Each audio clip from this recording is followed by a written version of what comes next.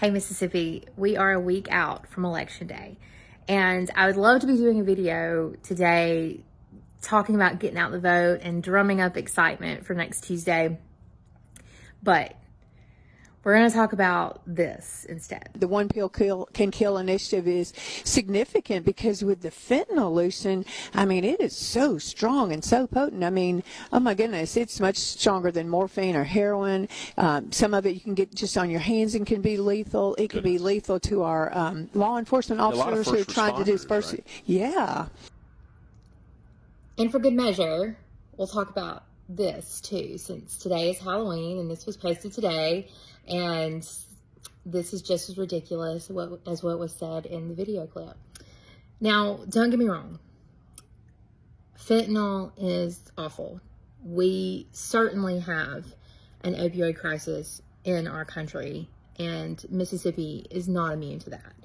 And by no way am I saying in this video that this should not be paid attention to and concern should not be had. But this clip and that post that I showed you is ridiculous. It is ridiculous, especially in a state that severely lacks community-based rehab and mental health facilities. We're never going to be able to help people where and when they need it as long as we ignore the fact that we do not provide services to people with addiction problems, people with mental health issues, and we have a mental health crisis in this state. So that clip, that post, pretty much everything that my opponent said in her hobnob speech, if you haven't seen that, we streamed it on our Facebook and on our Instagram. I think it's available. But this is fear-mongering at its finest. And this is what our state leaders have done instead of taking accountability for the fact that they have not funded mental health programs by fully expanding Medicaid, which would support rehab programs. And then spreading this false information creates a level of harm and a lack of support by stigmatizing people who need this help that they cannot get in the state of Mississippi, or at least it's not readily available for most of our citizens. Look, I'm not a doctor. I'm not a toxicologist. I do not specialize in pharmaceuticals. I have to trust experts. And Lynn Fitch is not an expert. Tate Reeves is not an expert. Please do not get your medical and scientific facts from these politicians or from me. Do your own research, just like I did. We're fixing to go over some of my research. I'm literally going to read it off of websites of reputable medical facilities, of reputable people who have literally written the book on the opioid crisis and on pharmaceuticals and toxicology. Do not.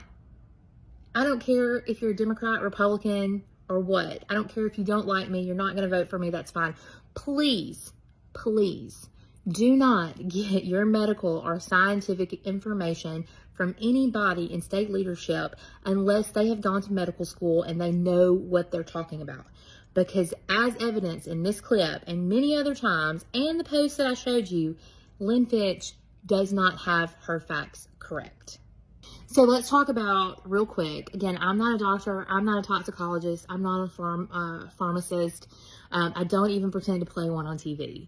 I'm literally reading from the CDC, who has cited the individuals that are that they spoke to, and this is what they say about fentanyl being absorbed through the skin.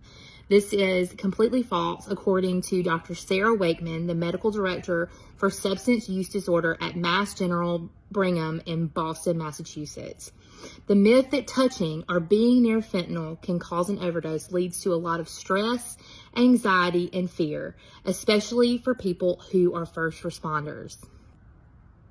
Now, this is important because in the clip I showed you, the reporter for Super Talk, Lucian Smith, I think is his last name, he actually mentioned first responders when Lynn Fitch started naming off the people that this could endanger. Now, the problem here is that this causes a level of fear in our first responders and our medical and people in our medical field that maybe don't have the specialized knowledge, police officers, firemen, anyone that might come in contact with someone going through an overdose or a drug crisis. And that can have some really deep repercussions when they do not want to give life-saving techniques or life-saving procedures to someone having a fentanyl overdose, because they've heard Lynn Fitch say if they get near it, they could die. This is dangerous. This is dangerous rhetoric that is being put into Mississippi politics that we have got to debunk. And you don't have to believe me. You guys carry computers in your pocket. We literally have them on our person almost all the time for most of us. Do your own homework. Do not trust these politicians who are not doctors to give you medical and scientific advice. Or me. So continuing with this article that I found through the CDC, according to Dr. Ryan Marino, a medical toxicologist and addiction medicine doctor at the Case Western Reserve University School of Medicine in Cleveland, Ohio, doctors, nurses, pharmacy technicians, and pharmacists are often in scenarios where they're around fentanyl, where they may touch it or be in a room with it, and thankfully, they're never harmed. Because the absorption level when fentanyl gets on the skin is just not good. It doesn't happen that way unless it's a specialized patch. And those are very rare. Most of the time it's powder or liquid form. And the absorption for those powder or liquid forms are just not at the rate that most toxicologists or pharmacists see as being life-threatening. Continuing on. Someone would have to have constant contact with a pill or powder over a period of hours or days. Fentanyl patches, which are used to treat severe chronic pain, are specially bioengineered to transmit the drug via skin absorption.